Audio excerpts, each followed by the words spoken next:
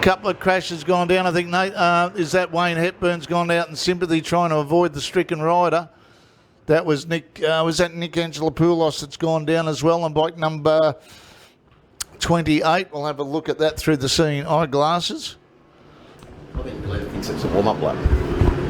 So not the best start there for Glenn Allerton. He's back to a third position. As we see a couple of riders there, I think Wayne Hepburn was one of those riders, Braxy, that didn't quite make it through trying to avoid the stricken bike lying in the middle of the circuit.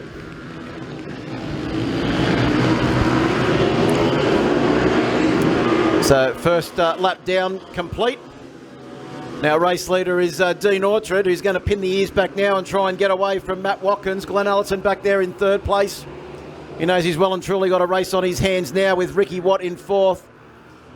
Buzz Kelly and the field being rounded out in 10th position by Nathan Webb. So yeah, definitely, unfortunately, Wayne Hepburn down there at turn 2.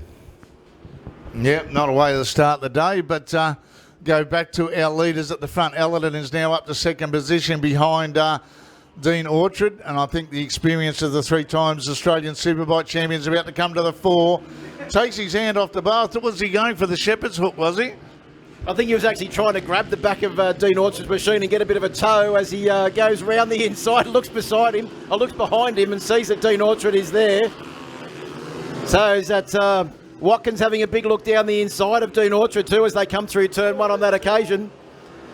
Oh, and there's Webby just taking advantage of that, moving up a position as well. Another rider down here on the, I think that's on the Bucci machines come off. Who was that? Is that Nick Angelopoulos or was it Jack Dunlop on board the 25 machine as Allerton now starting to stretch out a little bit of a lead as he comes through the chicane down the back area of the circuit. Turns right and heads up towards the final complex of corners. Dean Orchard still holding down second position. Third place being held down by Matt Watkins. Ricky Watt has actually caught up a little bit from behind to try and make that a 3-bike battle for second place. Allerton just comes across the line to do the fastest lap of the race of 48.4. Orchard doing his fastest lap of the race of 49.7. So Glenn Allerton pulling out about 1.3 seconds in that one lap. Watkins still holding down second place. Watt in fourth. Nathan Spiteri doing a good job here in fifth position as well on his return to racing. Looking like he's got his hands well and truly full. At the moment, actually, it looks like he may have just lost a position. As we look at Nathan Spiteri on the back straight there, but Glenn Allerton doing a sensational job at the moment, coming round through the final 2 right-handers to complete another lap. Down in towards turn 1, the lead now, Braxy is out to 3 seconds. Yeah, and he's dipped into the 47s, 47.9 for Glenn Allerton. He's right up there. He won race yesterday by 16 seconds. So down Dean Orchard there, got Matt Watkins right on his hammer at the moment. They're up the top end of the circuit. So we'll see as Allerton starts to clear away. We've got Orchard and Watkins, Linus Stern in second and third, and then in fourth position, Matt Watkins just dropping off the pace a little bit there, even though he did put in his fastest lap of the race as they come down to complete lap number 5 of this 12-lap journey here at Sydney's Premier Karting Track at Eastern Creek. So Allerton crosses through the start-finish line now, hard on the brakes going into turn 1. He certainly makes that little Ohvale look very, very small, but Orchard, this is a carbon copy of what happened yesterday afternoon, Phil, as Watkins stalked the Victorian. And Dean Orchard, very experienced motorcycle racer, very experienced and good motorcycle mechanic as well. But I think he's a bit out of his comfort zone on these little Ohvales after punting around the classic bikes for a couple of years. Well, and having a look at the amount of mud on his leathers, looks like he's had an interesting weekend so far as well. Of course, had to donate the leathers in the race earlier on today. He's only crashed 3 times, give him a break. He's got his hands full at the moment as he makes his way out of that corner and down towards the bottom end of the circuit. Allerton now stretching out that lead even more, looking very, very comfortable on the Ohvale as he makes his way through to complete another lap. 6 laps to go now for our race leader. That lap was a 48.2, which is about 0.3 of a second off his fastest lap of the race so far. Just having a look back through the field.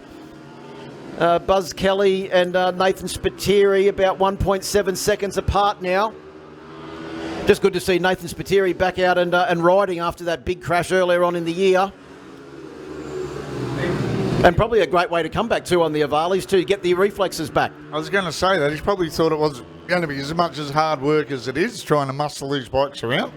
You think, oh, it's a little mini bike around a go-kart track, but that just enhances the challenge of it because everything's so tight and everything happens so quickly.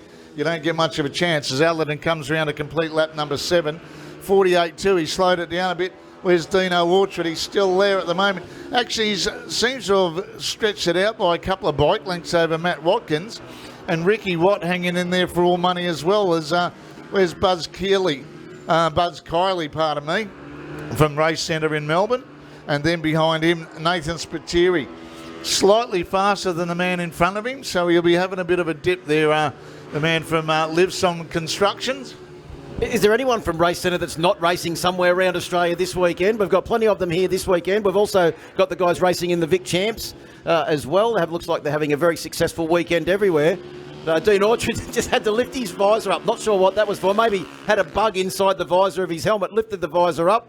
Got a clear vision once again because he's going to have to focus now with only 4 laps to go. He's really got the pressure on in this battle for second position. Matt Watkins not too far behind. If anything, I think it's Ricky Watt that's really started to close up now. His last lap was a 49.6, whereas Watkins in third place was 0.4 of a second slower, so that gap really has come down. In fact, now he's right on the back of him, Braxy. Yeah, and Dean Orchard trying to keep it, well, while those two battle, as it's often done, they'll slow each other up, but Dean Orchard actually went up to the race officials yesterday and said, can we make them 6 laps instead of 12? It's a bit too much like hard work out here.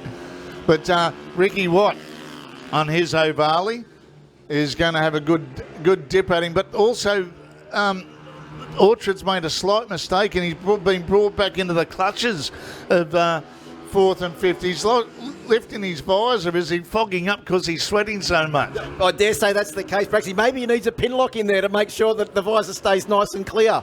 And I tell you what, he's no time now to be taking a break because he really has got his hands full with not only Matt Watkins but Ricky Watt as well, both looking to try and pounce. Just to recap on our race leader, Glenn Allerton has stretched that lead out now to 11.8 seconds at the last lap, so looking to try and better his 16-second race win from yesterday. As we watch Nathan Webb come round on his Ohvale, he's about to be overtaken by Glenn Allerton, and won't that be a treat? That will be, with the history between these pair in the Australian Superbike Championship.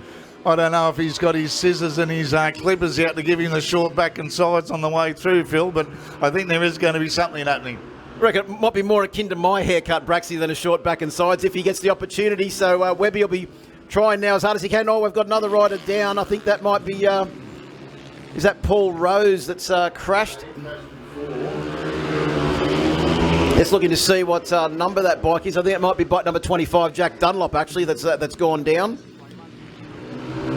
To look to see where Glenn Allerton is. He's closing in on Nathan Webb. Webb has a big look over his shoulder. And he can see bike number 14 closing in quickly. So red mist visor well and truly engaged now for Glenn Allerton as he closes up onto the back of Nathan Webb. Yeah, is he going to brake check him going into the hairpin at the top end of the circuit? He's having a look at him. He's stalking him. Up the inside, he just shuffles him out of the way. Take that. Is bike number 12 this time, Phil, for Glenn Allerton. He's been a bit strange. It's always... is he good? He's got it back again, has he?